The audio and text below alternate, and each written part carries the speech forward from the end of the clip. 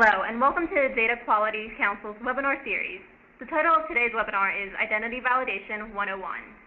Today's event is sponsored by TrueSample. My name is Paula Nunez, and I will be your moderator today.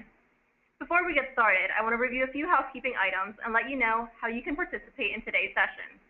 Throughout our presentation, we encourage you to interact with our speakers by typing in questions and comments using the questions panel on the right side of your screen. You will be collecting your questions and comments during the presentation and conducting a question and answer period after today's presentation. If you'd like to join the conversation on Twitter, the hashtag is #DataQuality. The Twitter handle for today's guest is @TrueSample. We'd love to have you connect with us and keep the conversation going beyond today's event. Also, we are recording today's session, and we'll make the link to the recording available 48 hours post-event via email.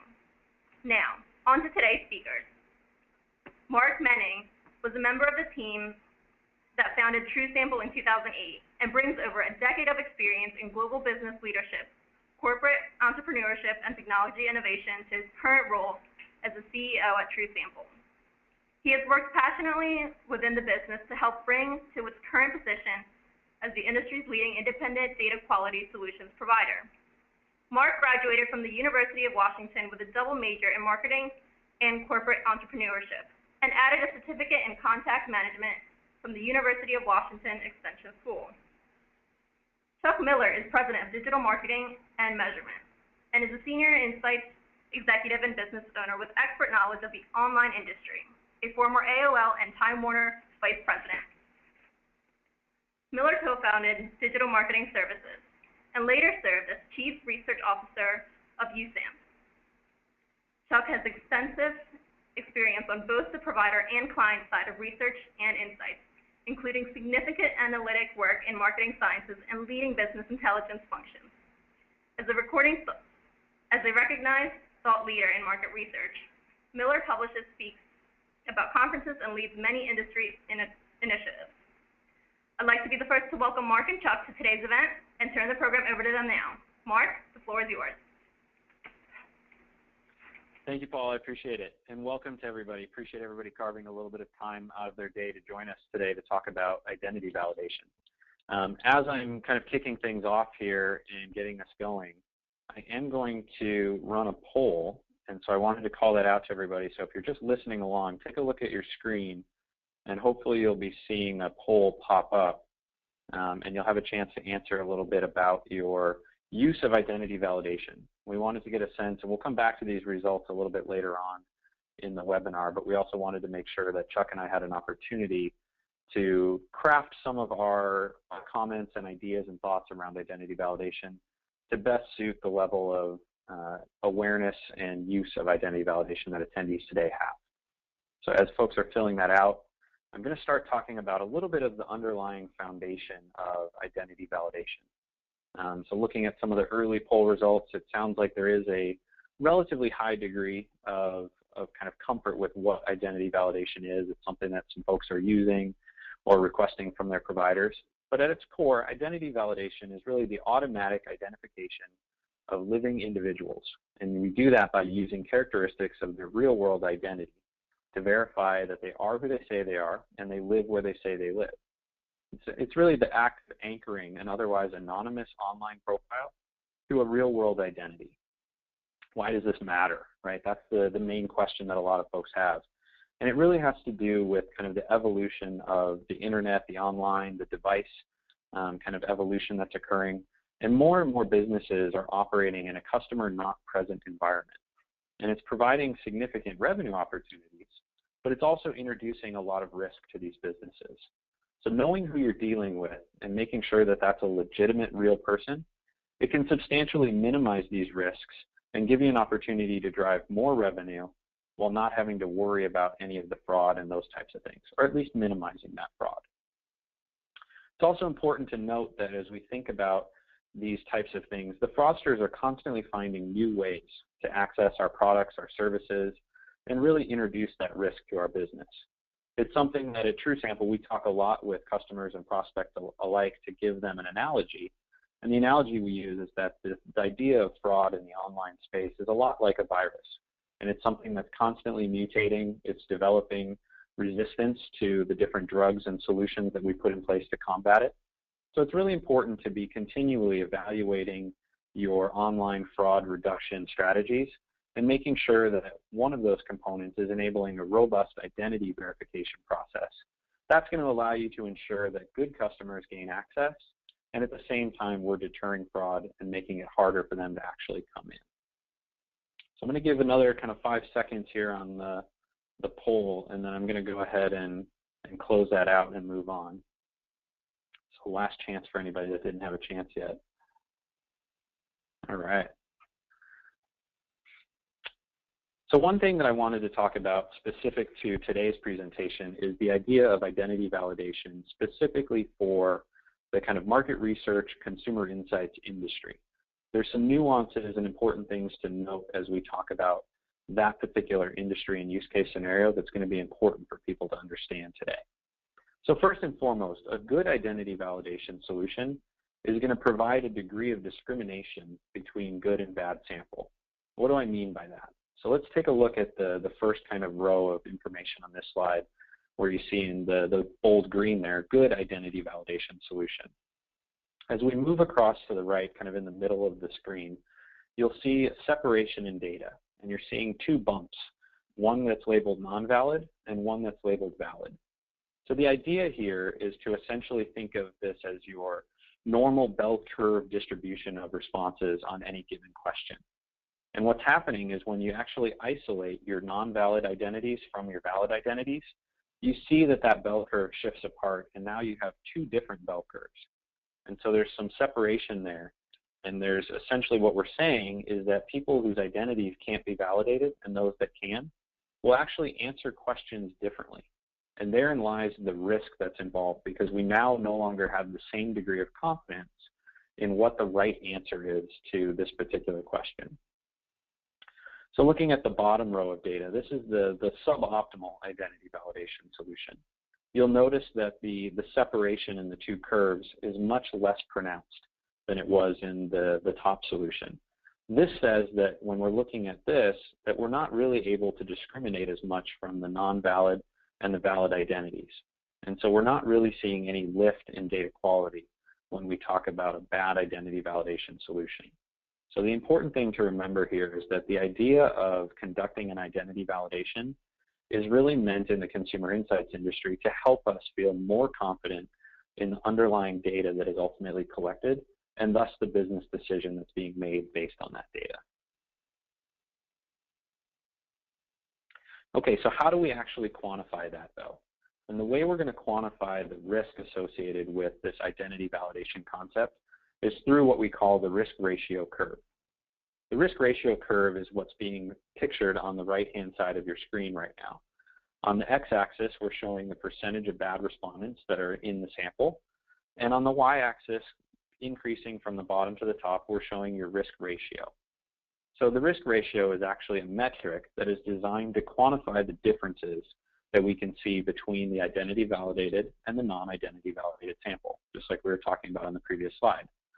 Essentially taking that area between the separated curves and using some calculus to actually measure what that area is and then convert it into what we can understand as risk. So it's essentially defined as the ratio of the probability of arriving at an incorrect answer to the baseline probability of 5%, based on our standard sampling theory.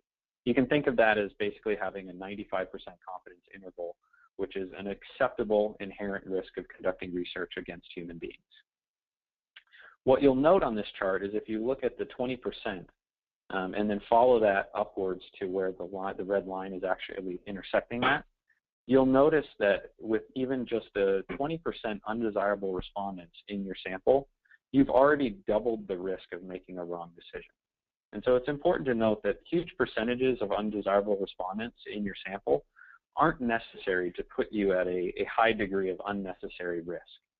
And so I said that 20% number not because it shows you at double the risk, but because that's actually close to the average percentage of undesirable respondents that our customers at TrueSample will find in their survey research when they use all of the different TrueSample checks. So that 20% number at double the risk for people that aren't protecting themselves, that is a very real world scenario that you're likely facing today. So Chuck, with that, I'm going to pass it over to you to talk about the specific experiment that we conducted, the research on research, what that looked like, what our kind of success criteria was, and then take folks through some of the initial findings. Okay, that sounds good, Mark. Again, thanks everybody for joining us. I think we've got some really nice findings here to share with you today, and should have plenty of time for Q&A as we go through it. So to start, as Mark was saying, we wanted to take a look at a real-world example here. This is just one case that has been, run by TrueSample and the team. Many have been done over the years. This is a typical research project, and we can walk you through some of the highlights of different types of identity validation and their impact. So to start, we worked with, traditional concept test.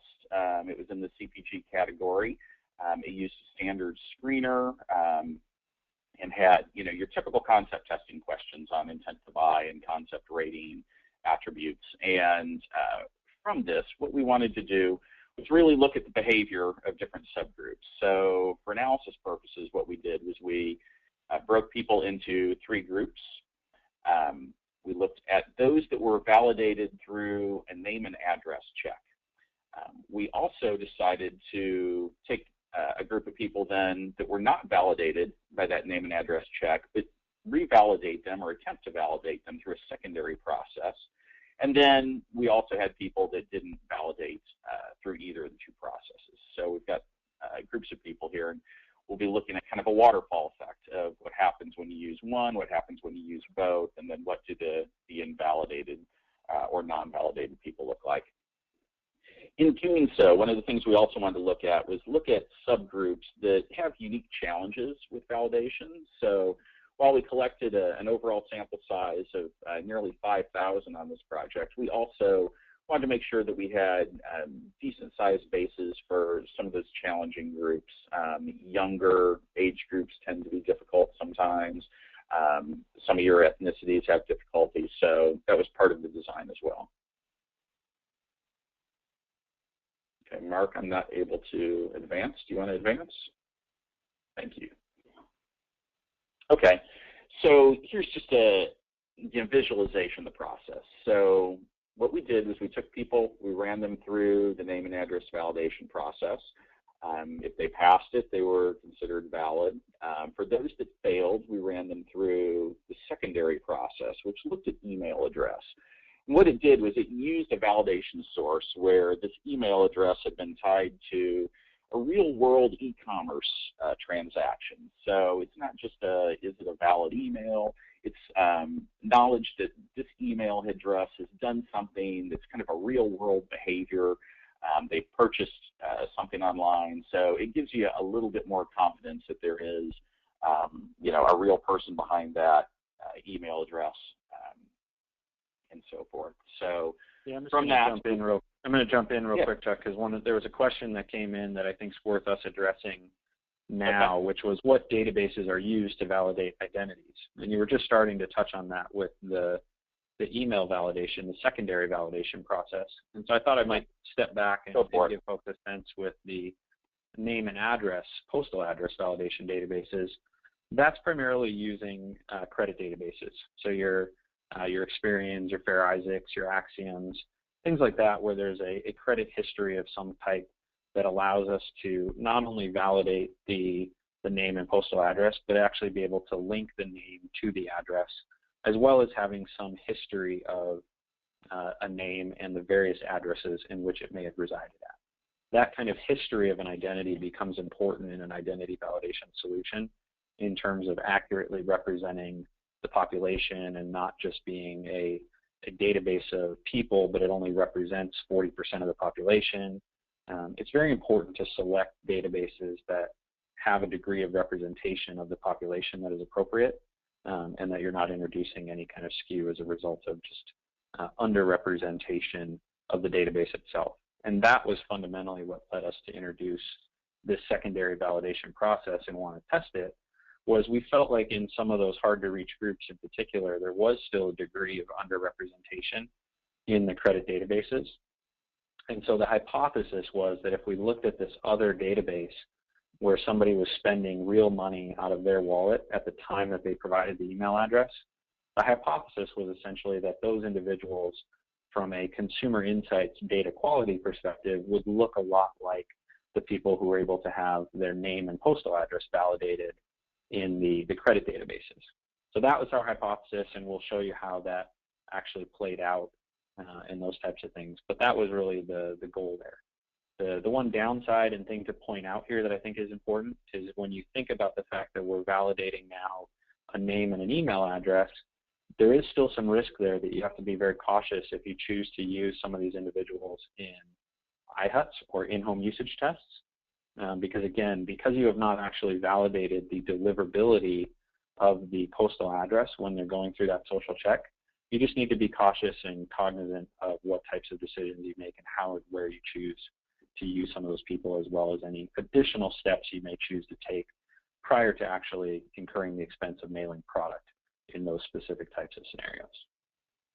Yep, no, that's a real good point, Mark, and that, it speaks to, we've got a variety of tools in the toolbox for different situations, and I think that, what we'll see here in a few slides is this is a great one for helping us additionally validate some people and create a little bit more representative sample. So should we go ahead and continue? Okay, so here's an example, again, of the kind of waterfall process. So, if you take a look at the left, we've got our green folks that are valid, our first set of people that were invalidated through the first process. The objective of the secondary validation would be to reclassify some of those invalidated people and make them valid. And this really has two primary benefits. It allows you to increase your sample capacity. As we all know, that's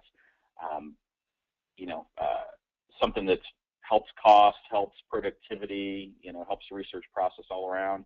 But it also kind of helps from a data quality standpoint. It helps you get closer to a sample that's going to be more representative of the population from which it was drawn. So if you're able to complete and validate a higher percentage of people in the original sample that was drawn, your research is just going to be that much better. So that's the objective of what we were trying to achieve here.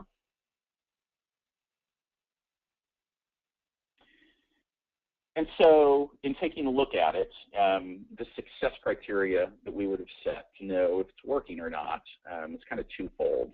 First, you would want to see this yield percentage from the secondary validation process help you, reclaim people that you would have lost otherwise. Basically reducing your false positives and giving you a higher percentage of people to begin with. And then secondarily, you would have to do so with an improvement or at a minimum, parity and without a lack of degradation in the data quality. You certainly wouldn't want to increase your false negatives, right? You wouldn't want to do so at the expense of your response. So, those were the two success criteria. In terms of the first, the yield, what we saw was that, by using the secondary validation method, it was successful in identifying people that we would have not included from the first process alone. It increased the overall validation rate from 89 to 95%. And on the next chart, you'll see, some of the breakdowns by the different populations that we were investigating. But overall, that 89 to 95% increase translates to about a 55% increase in productivity. So it's something that was able to get you, quite a few of those people back, add to the sample, and again, allow it to be a little bit more representative of the whole. Importantly, the secondary validation process, brought all these groups up to about a 90% validation rate. So beyond just saying, we were able to increase 55% or 6% overall, it did have a meaningful impact on those groups that had some challenges. And you can see that here. So what's depicted here by the green bar is the initial validation process and the percentage of people that were validated. You can kind of see across those different groups where things fell. The black supplement is those that were added through the secondary validation, and then the light green at the top is what was left over by group. As you can see, it was pretty sizable among some of those groups that had challenges. The lines depict where it went from 89% to 95% overall, and I think we would call that a successful process.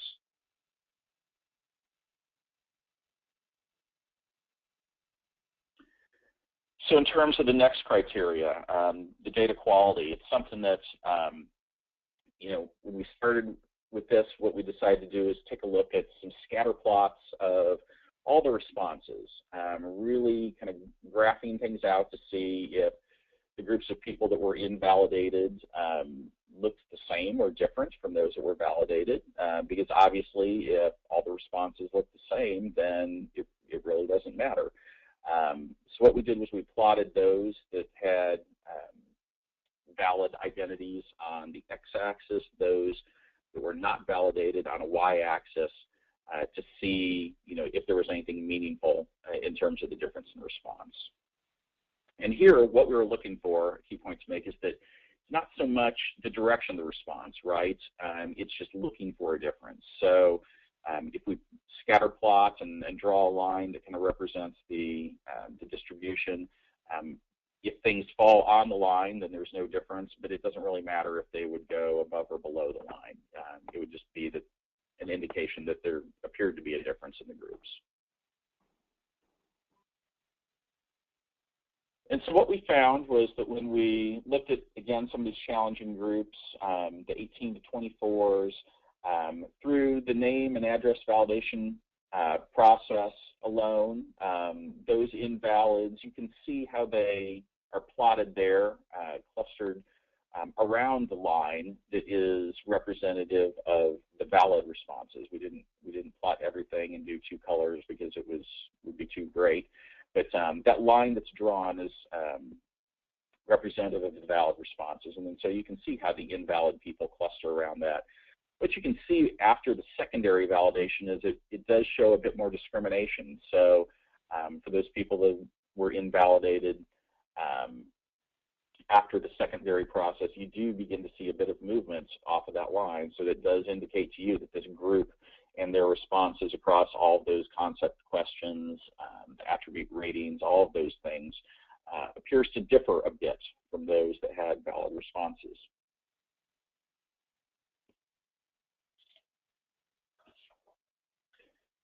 We see the same thing here with African Americans. Again, after the first pass, fairly close to the line.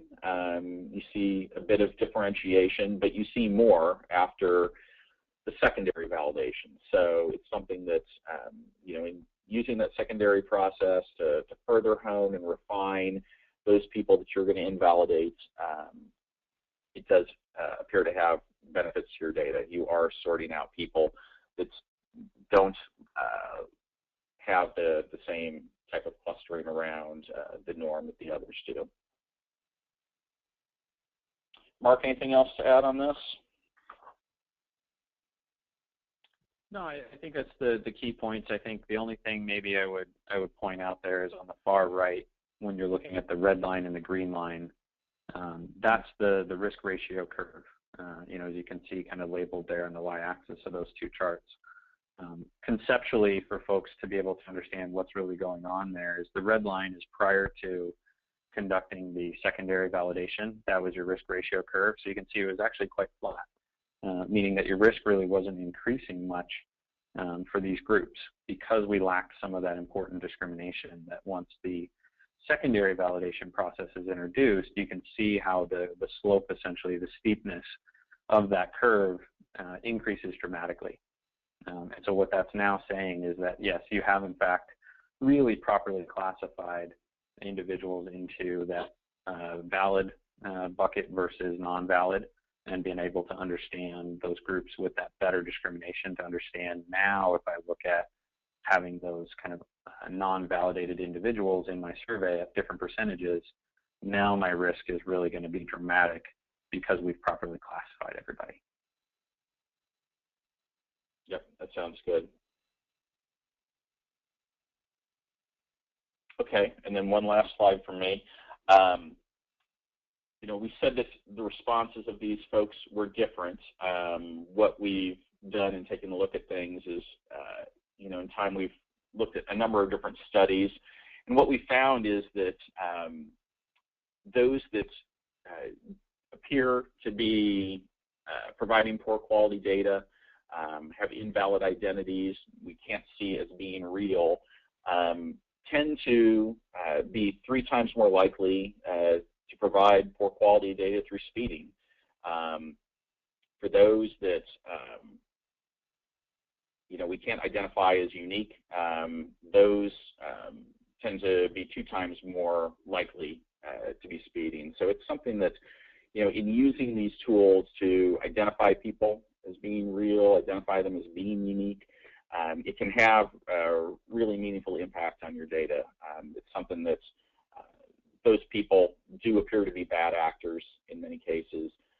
They're not paying attention at the same level as other people, and it can have an impact to your data. It's something that's one of the things that, you know, strikes me as a researcher as being really meaningful is that you know, a lot of times large sample size doesn't necessarily help you overcome this.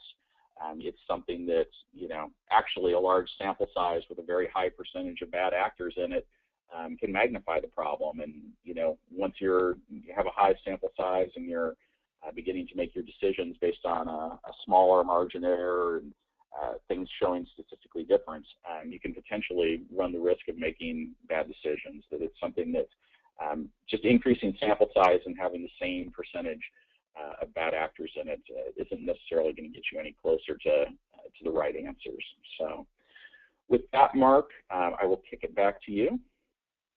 Yeah, I'm actually gonna jump back to this slide real quick and address one of the questions that came in because it was, again, very kind of relevant to what we were just talking about. So the question for folks is, what is the relative impact of false ID versus cheaters on data quality? Many cheaters are real. And I think that that's a really good point. And what we're trying to kind of tackle first and foremost for folks here is to say that, yes, there are a lot of different things that result in low quality, poor quality data. One of them happens to be people who claim a false identification of who they are. And that's an opportunity at the very kind of early on stage to remove them from the equation. But absolutely, many cheaters are real. And so the point of that is simply to have a layered approach on data quality. And you're going to still need certain things within your survey that are really measuring, again, within your survey, the uniqueness. Just because somebody was unique to a particular panel or sample source doesn't mean that they'll be unique to your survey, depending on how your sample methodology was built for your study. As well as you need to measure engagement inside the survey.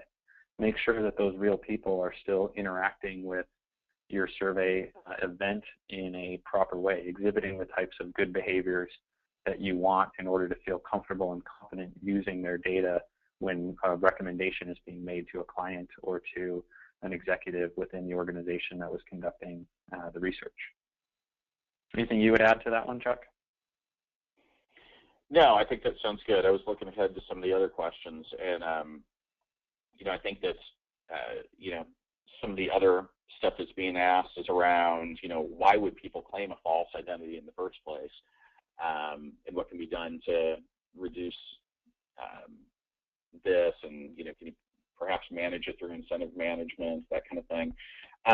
You know, it's difficult to say why someone would claim a false identity. You know, one of the things that Mark and I are continuing to explore is also the difference between people who refuse to provide that PII and what is unique to their attitudinal set that, you know, would then necessitate using one of these other validation situations, because I think people that provide false information are one group of people, people that can't be validated because they're concerns, something along those lines, are another group of people that we're examining. So, I think that it's something that this is kind of ongoing. Like Mark had said, we're continuing to explore this stuff, and as the world changes, people's behaviors change, and tools and techniques change, and it's just kind of an ongoing process here. Yeah, it was interesting, Chuck, in that last research on research that we did, where we were looking at uniqueness in particular outside of kind of the scope of this particular project, but where we used and we anchored to the PII that was provided by respondents to give us kind of the truth of uniqueness. And I think, correct me if I'm wrong, but it was 98% or higher in terms of respondents providing good quality, accurate PII in the survey. And so there does seem to be, for real individuals, a willingness to provide their name and address and different things in the context of their participation in events and those types of things. And it's really oftentimes going to be fraudsters that are trying to hide behind fake or inaccurate identity information. Yeah, it is. It's something that on that last round we did see probably our highest percentage yet of people willing to provide that information, and it'll be interesting to see if that's a trend that continues, if it just happened to be that situation. But it's something that I think as the world changes again, people may be more willing to provide this, and certainly all sources are going to be different. That's one of those things that we need multiple sets of tools, because a traditional panel source and people that have an ongoing relationship with respondents may be more likely to get that information from those people, whereas more real-time sourcing, you need to get a little bit creative and use more tools in the toolbox in order to try and validate those people. Yeah, absolutely. Okay, so for folks now, what you see on your screens hopefully is that not all solutions are created equal. So this was something that we also, as Chuck and I were putting this together, felt like it was important for us to address for people so that they understood, because we talked about a lot of different types of databases, and we've got the initial kind of first validation step and then the secondary validation process with the waterfall. And the point for people to understand really is that validation databases, as I mentioned earlier, in terms of yield and quality, really do differ from one another. So just looking for and checking for a match in a database or providing varying validation thresholds really is not going to be sufficient. You have to make sure that you also identify the correct individuals to exclude in order to achieve the improvement in data quality. So again, just like our success criteria in our test was twofold, looking at both the yield and the data quality, folks in the consumer insight space need to remember that it really is a two-part definition of what provides a successful solution.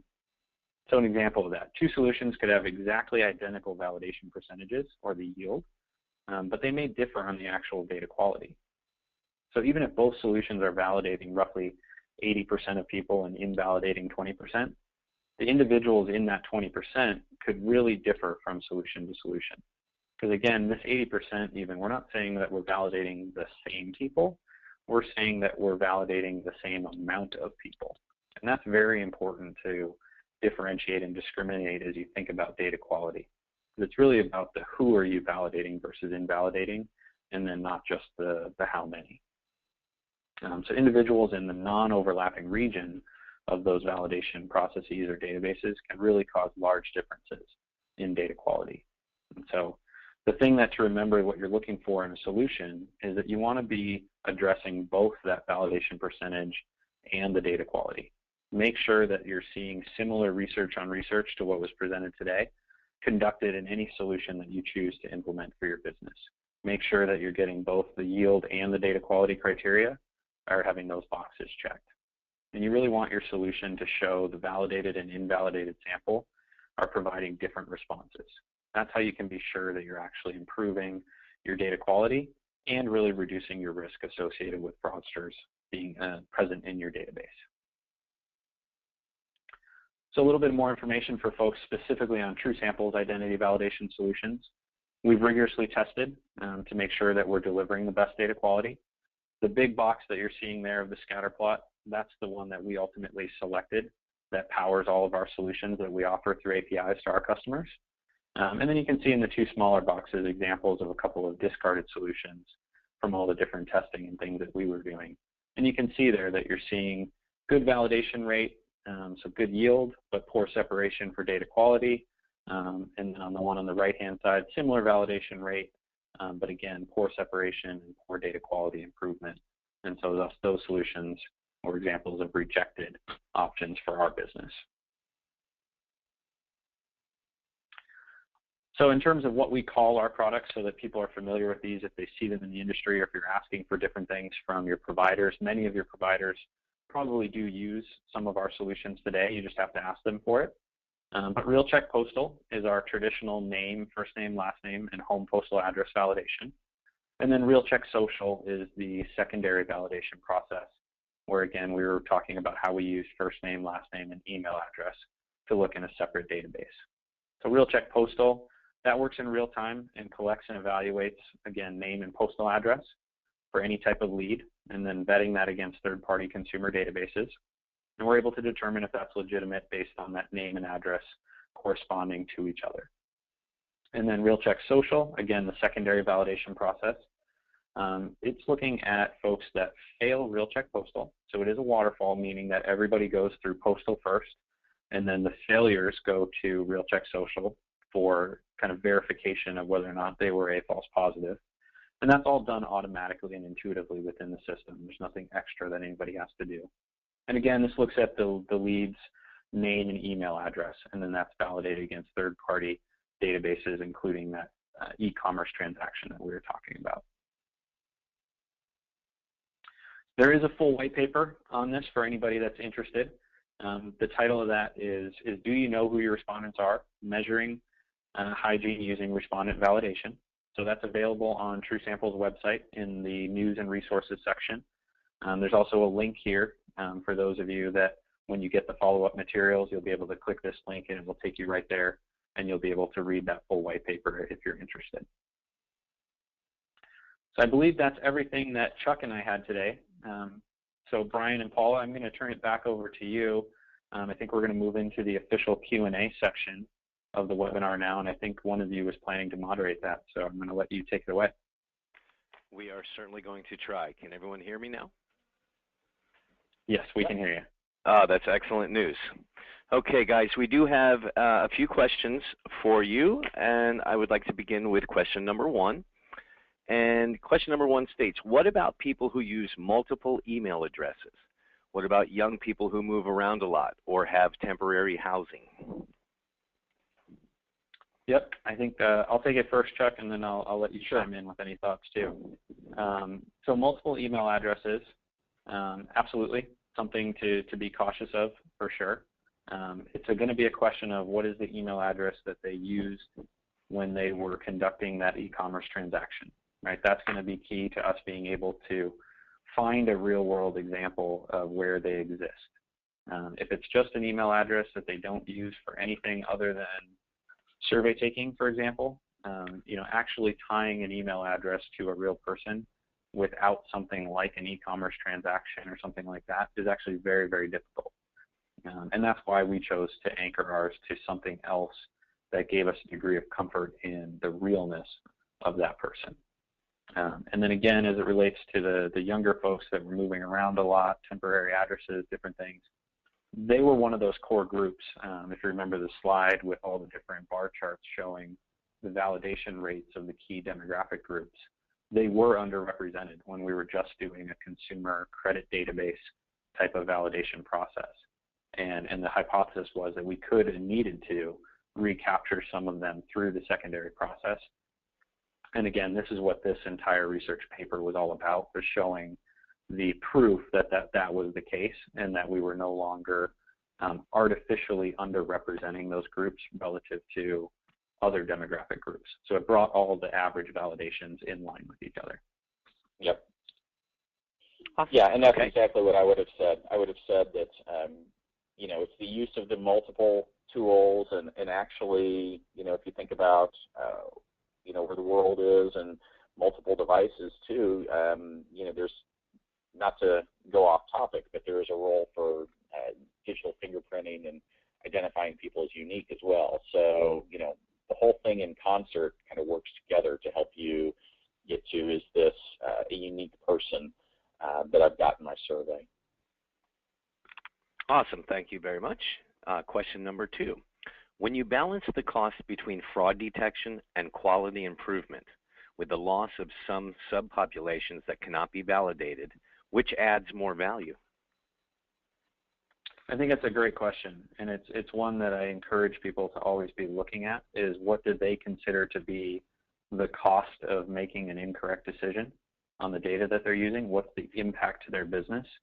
A lot of other industries look at kind of the cost of bad data, the cost of fraud.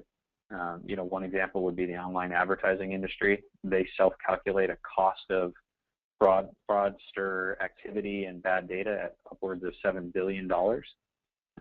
So really, when you talk about conducting some identity validation, for a few pennies on average per transaction, at the end of the day, I think people can see a lot of value in understanding that, spending a little bit of money to combat fraud up front really pays off significant dividends downstream by reducing that unnecessary risk. Excellent. Question number 3. How important is date of birth?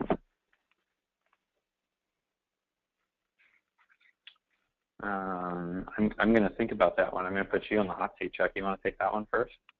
Yeah, I was just thinking about that one as well. I think it is a valuable piece of information in helping to get at identity. I've seen it used in the past.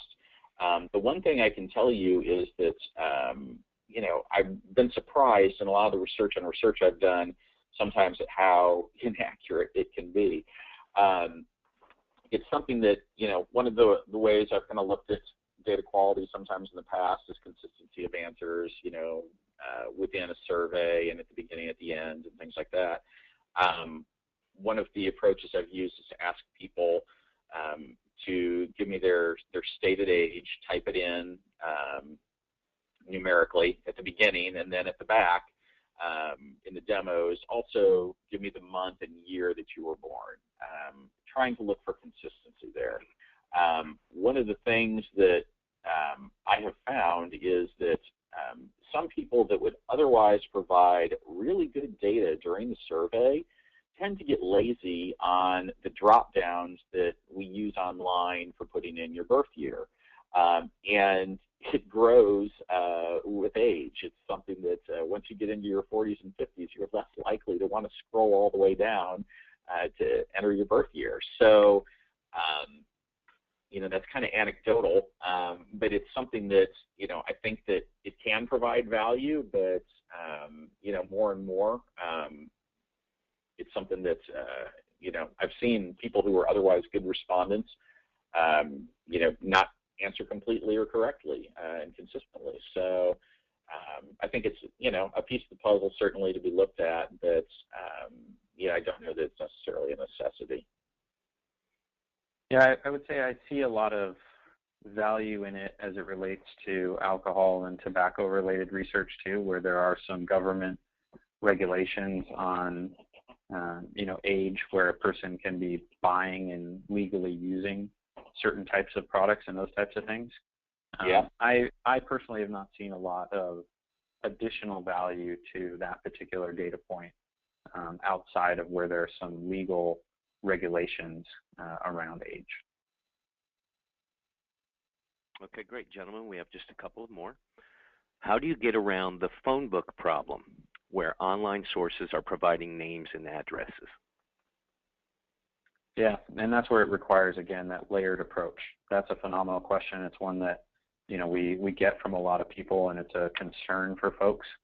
And it's absolutely one of those things where you have to put in different layers and different types of checks. Because what you're doing here is saying, can I validate that somebody is providing real name and address information? That's kind of one level or hurdle that you ask them to get by.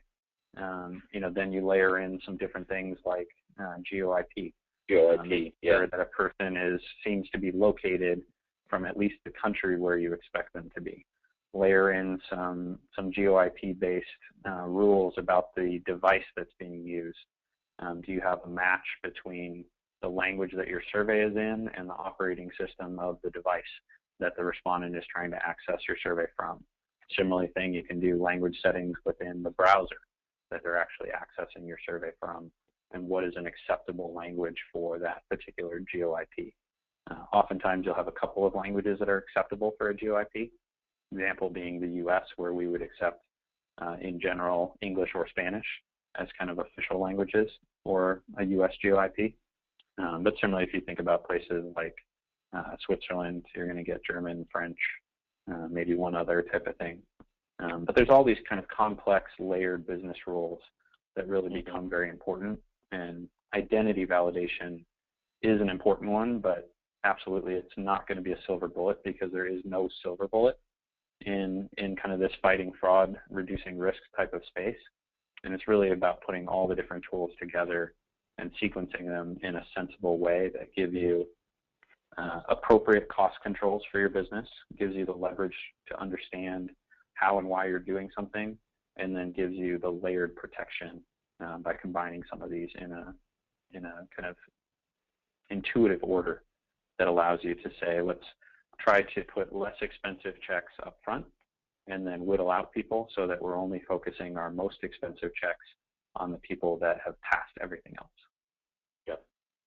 Yeah, and I would say, Mark, along with that sensible approach is just really having a good body of knowledge to work from in terms of how you're going to validate or invalidate people. Because, you know, a worst case scenario for a researcher is you, you know, hit this with a sledgehammer and you apply tons and tons of techniques to try and make sure that you've only got really good respondents, and you layer in, you know, things like traps in the survey to exclude people and all of that, and you get to a point where you've kind of gone the other extreme, and now you've skewed the sample because you've pulled too many people out and only kept perfectly perfect respondents, where we know that there's, you know, people that have difficulty with surveys and, you know, demographics that may have a harder time validating through certain approaches and things like that. So part of that sensible approach needs to be having the working body of knowledge, I think, to know what to apply and to what degree. Yeah, absolutely. And, you know, that's something that at TrueSample we believe in, that fundamentally, is kind of always constantly evaluating solutions and understanding it. And, you know, for folks that aren't necessarily as familiar with TrueSample, we've actually validated upwards of 63 million respondents from companies around the industry. And then on our survey validation product, which again, we didn't talk a lot about today, but that's designed to measure in-survey behaviors. We've had over 107 million survey responses go through our tools and our algorithms to really help us build the underlying data set and that we use to kind of inform and tune those algorithms on a go-forward basis. So absolutely, kind of always constantly evaluating and improving and optimizing is very, very important in these spaces. Terrific, gentlemen. How do you know if an email was used in an e-commerce transaction, and where would you get that data?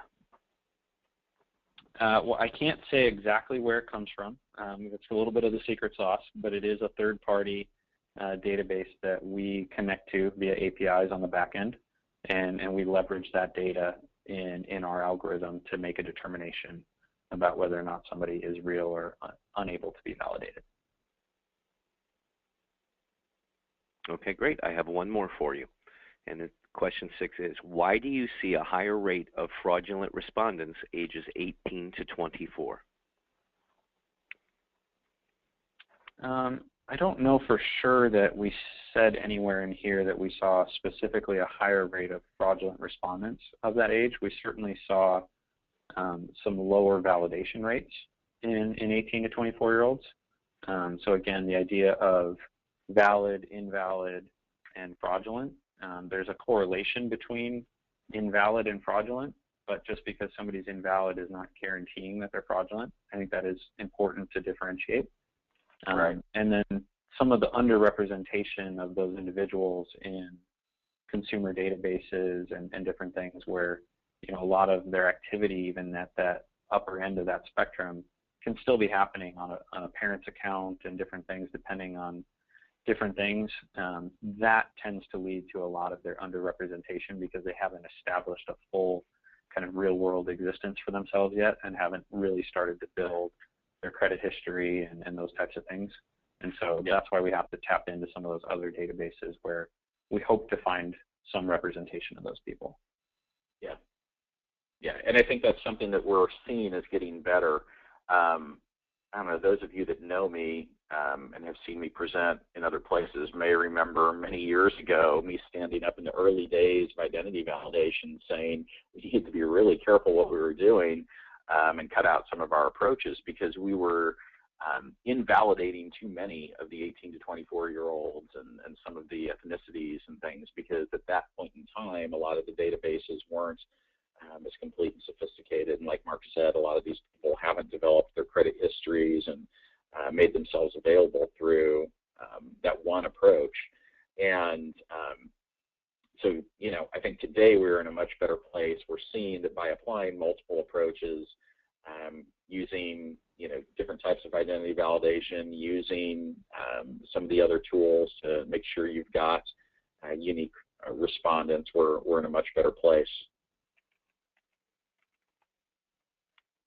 Outstanding. Thank you, gentlemen, so much for your time. We truly, truly do appreciate you. Again, I want to say thanks to everyone for joining us. You will all be receiving an email that will alert you to the on-demand status of today's event so that you can review any material you missed or simply want to just go over again. On behalf of our guests, Mark Mennig and Chuck Miller, and Paula Nunez, thank you for your help, as well as the entire team at the Data Quality Council. My name is Brian Fish, and we wish you all a very good day. Thank you so much for attending our presentation.